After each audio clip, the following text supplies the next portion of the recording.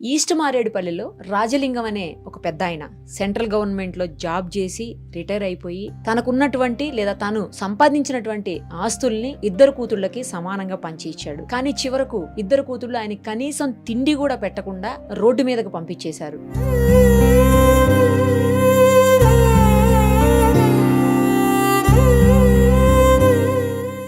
దాంతో ఆగకుండా ఆయన ఉంటున్నటువంటి చిన్న రూమును కూడా అమ్మేశామంటూ ప్రస్తుతం బయటికే నెట్టేశారు మొత్తానికి.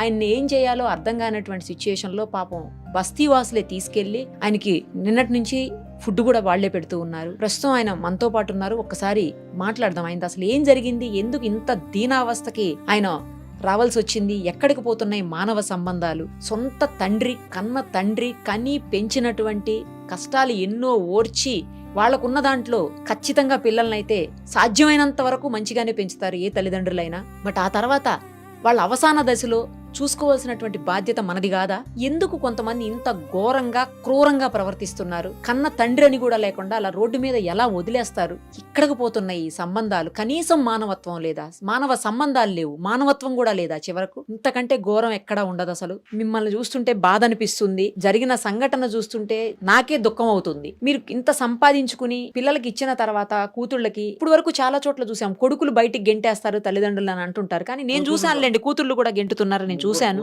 ఇద్దరు అయితే పక్క పోవాలనే చూస్తున్నారు. అసలు ఏం జరిగింది, ఎందుకు ఇట్లా? ఏం లేదు, వాళ్ళకు ఇష్టం లేదు, చూడడానికి ఇష్టం, బుద్ధి పుడతలేదు. తండ్రి అంటే ఏమి మా పిల్లలు నేను మంచిగా బతికితే చాలు అన్నట్టు ఉన్నది వాళ్ళకు. అదే అర్థం కదా, చూడని పక్షంలో అదే అర్థం కదా. నా పిల్లలను నేను చూసుకుంటా, నా సంసారం నేను చూసుకుంటా, నా భర్తను నేను చూసుకుంటా అని వాళ్ళ దాస. మీరు లేకుండా ఎక్కడి నుంచి వచ్చారు వాళ్ళు? అది ఆలోచిస్తే బాగానే ఉంటుండే కదా మేడం. అంత ఆలోచన లేదు కదా వాళ్ళకు. ఎప్పుడు మనం మంచిగా ఉండాలి, నా పిల్లలు మంచిగా ఉండాలి, నా భర్త మంచిగా ఉండాలి అన్న దాస ఉన్నోళ్ళు ఇటువంటివి జరుగుతాయి. బొత్తిగా వాళ్ళకు బుర్ర లేదు. మనం ఎంత మొత్తుకున్నది రాదు. మళ్ళా 3 రోజుల తర్వాత మళ్ళీ మర్చిపోతారు. అదంతా అలవాటు పడ్డారు వాళ్ళు.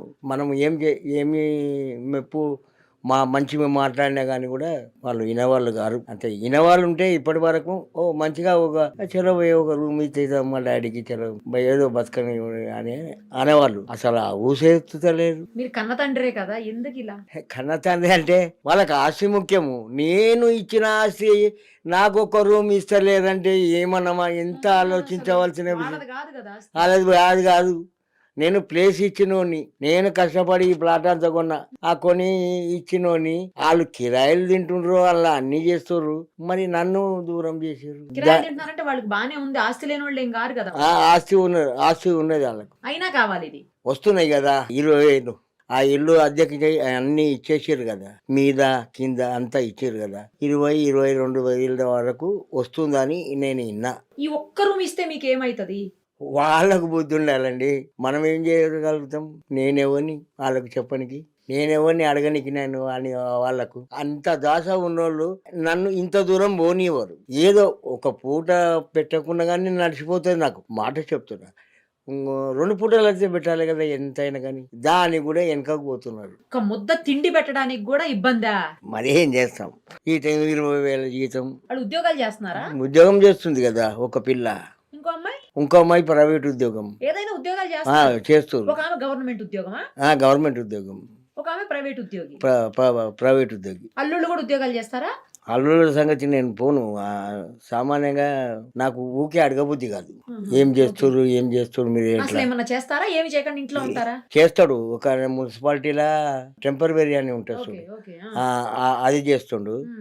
ఇంకొక ఆయననేమో ఇంట్లోనే ఉంటాడు పిల్లలను పట్టుకొని, ఆయన శ్యామరావు అని. మీకు ఎంతమంది పిల్లలు మొత్తం? కూతుళ్ళు ఎంతమంది? 3. మరి ఇంకో కూతురు? ఇంకో కూతురు ఈ అనిల్ భార్య. మరి ఆమెకి ఇవ్వలేదు ఆస్తి? మీరేమి ఇవ్వలేదు. అదేంటి? అదే అందరు అదే అడుగుతున్నారు. ఇక్కడ బస్తీలో వాళ్ళు కూడా అన్నారు, నువ్వు ఇచ్చినావు కానీ అందరికి సమానం మంచేది ఉన్నాయి అని అన్నారు. ఈ మధ్యలో పిల్ల ఉన్నది కదా ఝాన్సీ, ఏమి ఇవ్వద్దు పోనీ మనము వద్దు అని నా భార్యకు చెప్తే నా భార్యతో నాతో కొట్లాట పెట్టింది. ఏం చేస్తాం? అందుకని పెద్దోళ్ళు ఇద్దరికే ఇచ్చారు ఆస్తి. పెద్దోళ్ళు ఇద్దరికే ఇచ్చారు. 3 ఆమె ఇవ్వలేదు. ఇప్పుడు ఎవరు చూస్తున్నారు? ఎవరన్నా నాన్న ఆ, ఇప్పుడు మాత్రము ఈమెనే చూస్తుంది చిన్నది. మూడో ఆమె. ఆ, ఏమి ఏందే చూస్తుంది. ఏం చేస్తాం? ఆస్తి ఇవ్వనావిడ చూస్తుంది ఇప్పుడు లాస్ట్ కి. లాస్ట్కి ఆస్తి లేదు, పాత్ర లేదు, కిరాయి ఇంట్లో ఉంటారు, అయినా కానీ చూస్తారు. ఏదో కొద్దిగా కొద్దిగా అంటే ఇక మొత్తం చూడాలంటే ఎవరితో కాదు. మనం పెట్టింది తినాలి, పేరు పెట్టొద్దు దేనికి. ఈ కూడుకు పెట్టొద్దు, కూరకు పెట్టొద్దు, కడుపుకు పెట్టొద్దు, నా కడుపుకు పెట్టొద్దు ఇంత తింటాడు అని.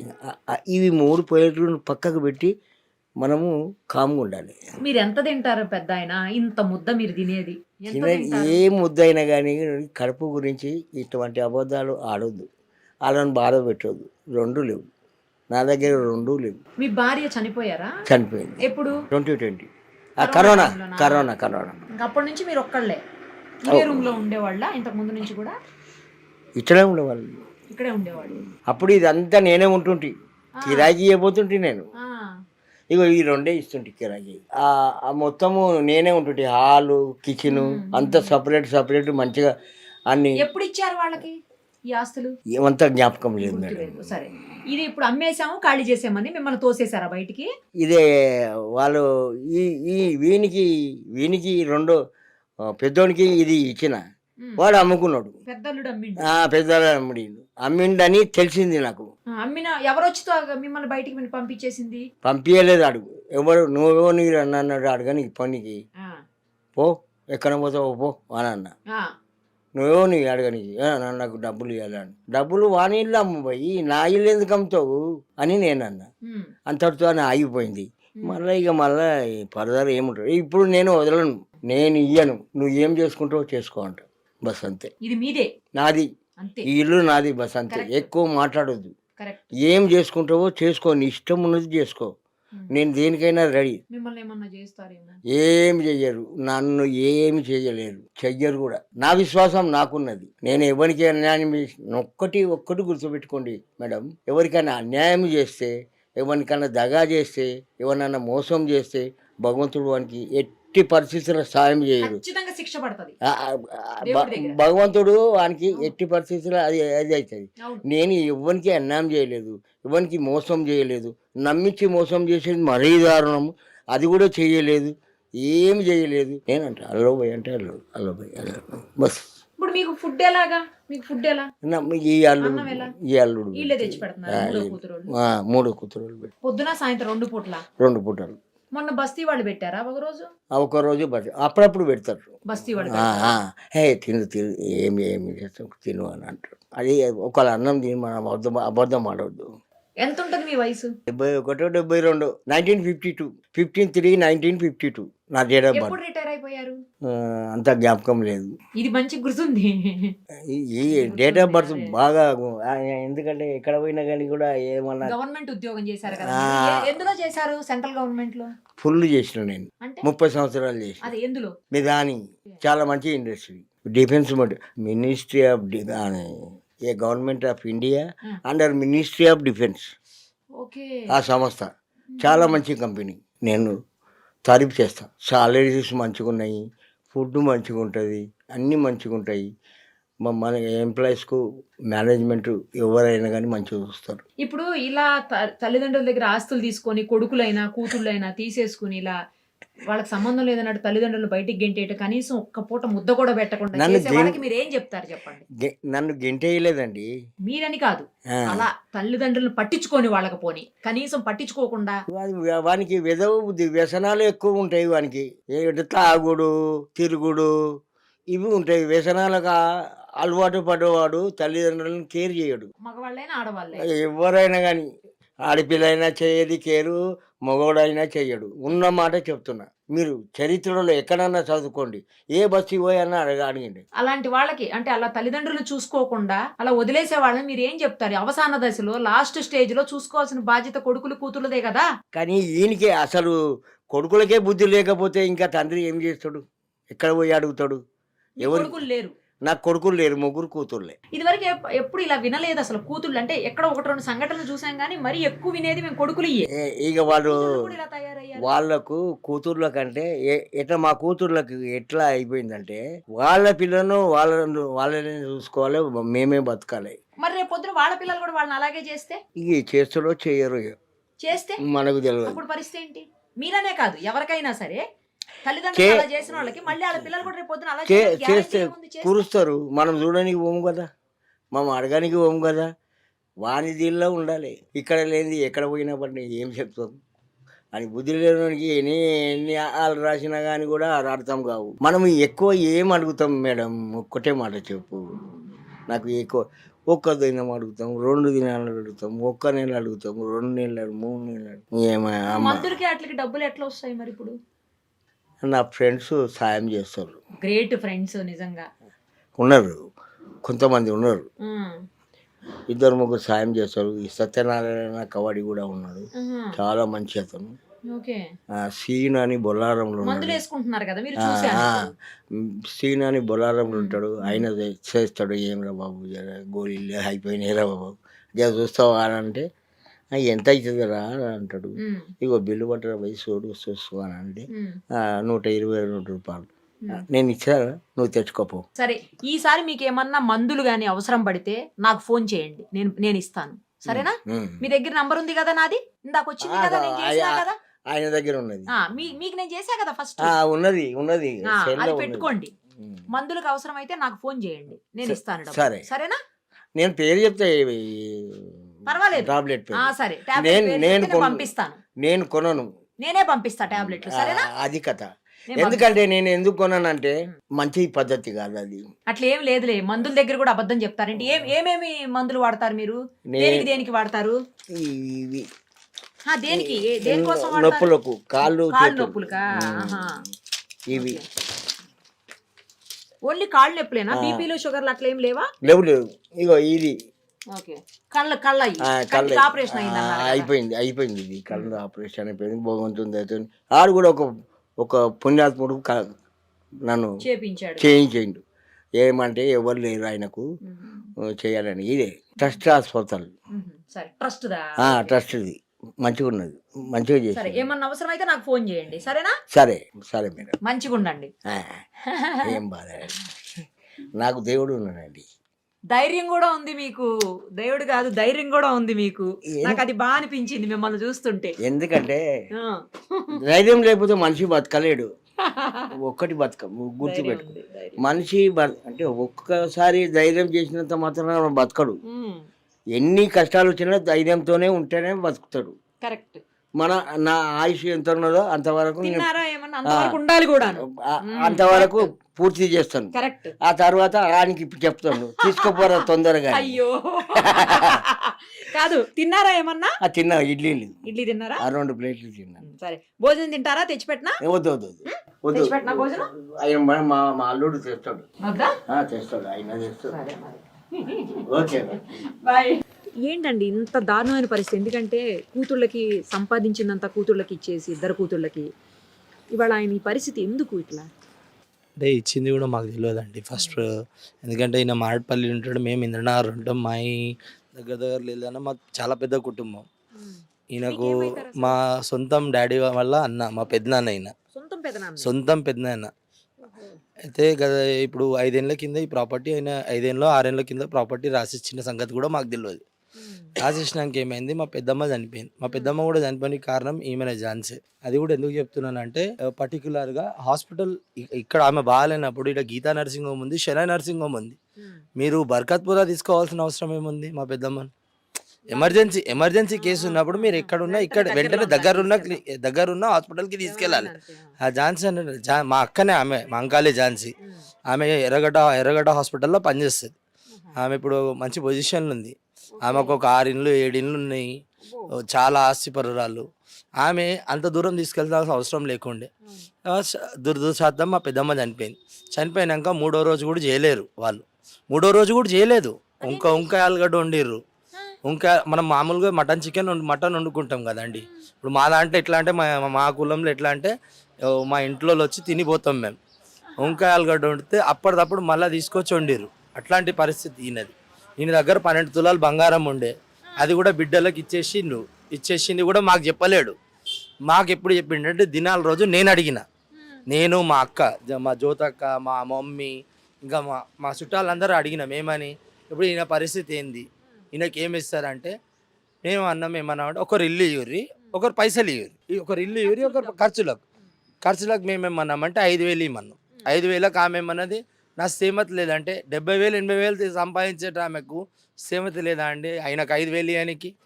ఏదో ఒక్కరోజు వచ్చి ఆ రోజు బంగారం తీసుకుందంటే మళ్ళీ వచ్చి డాడీ అన్నది లేదు. ఏ రోజు డాడీ అన్న పదమే లేదు ఝాన్సీ దగ్గర. ఆడికి వచ్చి రోడ్డు మీద మా బావ వచ్చి తీసుకొని పోతాడు, మా నంబర్లన్నీ బ్లాక్. నన్ను ఏమన్నది, నన్ను మా అక్కలను ఏమన్నది ఎట్లా వచ్చిర్రు ఎట్లా తిని వెళ్ళిపోవాలి. ఇక ఆమె ఆర్థిక పరిస్థితి బాగాలేక ఆమె ఇక మా రెండో అక్క, మా పెద్దక్క అందరికన్నా పెద్దక్క భాగ్య, ఆ ఇల్లు ఆమె ఆర్థిక పరిస్థితి బాగాలేకనో ఏమో ఆమె ఇల్లు అమ్ముకున్నది. ఇప్పుడు ఈమెన్ రూమ్ ఇవ్వమంటే ఈమె ఏమంటది, ఆమె కూడా జాబ్ చేస్తుంది. ఇక వాళ్ళ ఫైనాన్షియల్ సిచ్యువేషన్ మనకు తెలియదు. ఈమె ఫైనాన్షియల్ సిచ్యువేషన్ ఏదో ఉంది కాబట్టి మనకు తెలియదు. ఇప్పుడు వాళ్ళు ఎందుకు అమ్ముకుర్రో మనకు తెలియదు. వాళ్ళు ఇప్పుడు ఈమెని కిరాయికి ఇచ్చిండు. ఈయన కిరాయిలు కూడా వస్తుండే. ఈయనకు కొన్ని నెలలు అన్నం పెట్టారు. తర్వాత నేను మా బావ అంటే ఇంకో అక్క చిన్న అక్క లాస్ట్ ఆమె నేను ఆమె కొన్ని రోజులు మాతో ఎంత అవుతుందో అంత చేస్తున్నాం. మ్యాక్సిమం వచ్చినప్పుడల్లా నేను కూడా నాతో ఎంత అవుతుందో అంత చేసిపోతా. ఇప్పుడు ఈయన రోడ్డు మీదకి వచ్చే కారణం మెయిన్ ఈ ఝాన్సీ. ఎందుకంటే ఆమెనే మెయిన్. అసలు ఎట్లా అంటే మమ్మల్ని దూరం చేసి ఈయనకు అన్నీ నేర్పించి అప్పట్లో ఎవరిని రానియొద్దు అన్నదమ్ముల కొడుకులను. ఏడ ఈ ఆస్తి మేము ఎందుకు తీసుకుంటామండి? మాకు మా డాడీ సంపాదించలేడా ఇల్లు? ఉన్నది మాకు కూడా ఇల్లు, మేము కూడా అమ్ముకున్నాం ఇల్లు. మేము ముగ్గురం అన్నదమ్ములో అలాగే అయిపోయినాం. మేము అలాగే బతుకుతున్నాం. ఇప్పుడు మా అమ్మని నేను పెట్టుకున్నా, మా అమ్మని నేను రోడ్డు మీద వదిలేలే కదా. ఇప్పుడు వాళ్ళు కూడా వాళ్ళ నాన్నని పెట్టుకోవాలి ఎవరో ఒకరు. మేము కోరుకునేది అదే. మీరు అమ్ముకున్నారా ఏదైనా చేసుకోరు, మీరు మాకు సంబంధం. 5,000 ఇవ్వమంటే నన్ను ఏమన్నది, అరే ఎక్కువ మాట్లాడక రా, వెళ్ళిపోయిన వీటికి తిని వచ్చినావు కదా, తిని వెళ్ళిపోవాలి. ఇప్పుడు ఈ ఇంట్లో రూమ్ ఇమ్మంటే ఏమంటుంది, 2 లక్షలు అడ్వాన్స్ ఇవ్వాలంట ఆమెకు. ఈయన కన్న తండ్రి అడ్వాన్స్, ఆమె అక్క అడ్వాన్స్ ఇవ్వాలంట. ఎందుకు ఇస్తుందండి? మీకు ఏమన్నా సంపాదించిరా? ఆయన మిదానిలో డ్యూటీ చేసినప్పుడు ఆయన ఇన్షర్ట్ లేని బయటికి పోకపోతుండే, చిన్న గోల్డ్ బ్లాక్ సిగరెట్ తప్ప ఏది దాగకపోతుండే. ఆయన ఇవాళ రోడ్డు మీద బీడికట్ట పెట్టుకొని ఉన్నాడు. ఆయనకు నెలకు వచ్చేది 1,300 పెంచింది. ఆ 1,300 ఆయన రోజు మెడిసిన్ ఉన్నాయి. ఆయన రోజు ఇంత తాగుతాడు. అబద్ధం ఎందుకు? రోజు ఇంత తాగుతాడు, పెద్ద మనిషి తాగుతాడు. అవన్నీ ఎడికెళ్ళి వెళ్తాయండి. ఆమె 1,500 వేస్తుంది. ఆ 1,500 సరిపోతాయా? ఏడికి సరిపోతాయండి ఈ కాలంలో ఒక 500 రూపాయలు నోటు తీస్తేనే మనకు సరిపోదు. ఈమె 1,500 అది అసలు 5,000 ఇవ్వమని చెప్పినాం. 5,000 ఇవ్వమంటే నేను ఇయ్యాను. ఆమెకి ఏం తక్కువ, దిల్సుఖ్ నగర్లో ఒక ఇల్లు, గౌలిగూడలో ఒక ఇల్లు, మలక్పేటలో ఒక ఇల్లు, రామాంతపూర్లో ఒక ఇల్లు. ఢిల్లీ పబ్లిక్ స్కూల్లో వాళ్ళ పిల్లలు చదువుతారండి. మీరు అర్థం చేసుకోండి. మా పిల్లలు చదువుతారు ఢిల్లీ పబ్లిక్ స్కూల్లో. లక్షలు ఫీజులు కట్టుకుంటుంది. కన్న తండ్రిని చూడనీకి కాదా? ఒక 5,000 ఇవ్వనీకేందండి? ఇది దారుణం. ఇది మొన్న వచ్చిండు. అంటే మా అక్క వాళ్ళు అపార్ట్మెంట్ కొన్నారు. అక్కడికి వచ్చిండు, ఉన్నాడు నాయంబడి. నేనే పొద్దుతున్నా, మళ్ళీ నేనే ర్యాపిడో చేసి వీడికి పంపించిన. బావస్వామి గారు ఫోన్ చేస్తే నువ్వు అర్జెంట్ పంపిస్తావు మామస్వామిని అంటే నేనే పంపించిన. ఇది మొత్తం ఈమెనే ఆడిన, ఝాన్సీ ఆడిన గేమ్ ఇదంతా. ఏంటంటే ఎవరిని దగ్గర రానియొద్దు, ఈయన దగ్గరికి. ఈయన ఆస్తి పోవద్దు, ఈయన ఆస్తి ఆమెకే దక్కాలే. ఇప్పుడు రూమ్ ఇవ్వనీకి ఏందండి? 2 లక్షలు ఎందుకు ఆమెకు అడ్వాన్స్? బస్తీలో ఉండి మీరే ఆయన్ని అప్పుడప్పుడు చూస్తాం మేడం, మేమే చేస్తున్నాం. బిడ్డలు రారు, తీసుకోపోయారు, ఇంతవరకు రాలే. ముఖం కూడా కనబడతలేదు వాళ్ళది మాకైతే. ఆ చిన్న బిడ్డ మొన్న నుంచి వాళ్ళ గురించి పోయిర్రు, ప్రాబ్లం వచ్చి పోతురు వస్తారు, అటుకల్చిపోతుంది మమ్మల్ని అత్తమ్మ. ఈయనైతే మొత్తం బిచ్చకోవడం అవతారం చేసేసారు. అంత ఆస్తి పెట్టుకొని, అంత ఇల్లు పెట్టుకొని ఏం పైదా? 2 కూతుర్లు మరీ ఘోరంగా ఇట్లా చేయొద్దు. వేరేళ్ళకి కూడా వస్తుంది ఇది ప్రాబ్లం. వాళ్ళకు కూడా ఉంది కదా, కడుపులోకి అనుకున్నది. కొడుకున్నారు, బిడ్డలు ఉన్నారు, వాళ్ళకు కూడా ఇంత నోరు కొట్టుకొని తీసుకున్నాం. ఆయన దేనికి సైడ్ పెట్టించుకున్నాం ఏమి చూడాలి కదా, ఇప్పుడన్నా చూడాలి కదా. మీరు ఏమో ఆయన ఇప్పుడు రోడ్డు మీద ఊపుకొని భార్య చచ్చిపోయింది. ఆయన చచ్చిపోయిందాక ఇట్లా అయిపోయింది ఆయన గతి. భార్య అంటే ఒక మనిషిని రానియకపోతుండే, మంచిగా ఉండే. ఒక భార్య ఒక్కరిని రానియలే ఆమె. ఆస్తి అంత మంచిగా చూసుకుంది ఆయనను. ఆయన ఉండకపోతున్నాడు, దూటికే పోతుండే 2 సార్లు. 3 పెళ్లి చేసిండు నిలబడి, అంత పైసా సంపాదించి ఏం పైదా? ఇప్పుడు రోడ్డు మీద బతకైపోయింది. ఆయన చచ్చిపోతాడో దిక్కు సాగు చేసేటోళ్ళు కూడా లేరు ఇప్పుడు ఆయన. ఇప్పుడు మేమే చేసుకోవాలి, మేమే ఏది ఉన్నాం మేమే చూడాలి ఆయన. మీరే బస్తీ వాళ్ళు అయినా మీరే మంచిగా చూస్తున్నారు. మాకు అన్ననే అవుతాడు ఆయన. ఓ అన్ననో తమ్ముడో ఒక మా ఆయన కడుపులో మేమే వచ్చినాం అనుకో, అట్లా మేము చూసుకుంటాం. ఇంకొక 4-5 ఇళ్ళలో మేము చూసుకుంటాం. అంటే వేరే దిక్కు పోడు, మమ్మల్ని ఈ గల్లీకి మేము ఆయన పోనీయం మేము బయట దాకా. ఎందుకు ప్రాబ్లం వద్దు, ఇక వేరే వాళ్ళకు ఇది అయిపోతుంది. పెడతారా వేరే వాళ్ళు? మనం మా గల్లీ అంటే మేము నడిచిపోతున్నాం. అన్నం పెట్టడానికి ఒక పడేస్తాం బయట, కుక్కలకు పడేస్తాం ఇంత అన్నం. అదే అన్నం మిగిలిపోయిన పని వాళ్ళకి ఇస్తారు. ఇంత మిలిగిస్తే అంత అన్యాయం బతుక అయిపోయింది వాళ్ళది. అన్యాయం బతుక అట్లా చెయ్యొద్దు. ఒకళ్ళంతా ఉసురు కలకల పోసుకుంటా పోద్దు వాళ్ళది.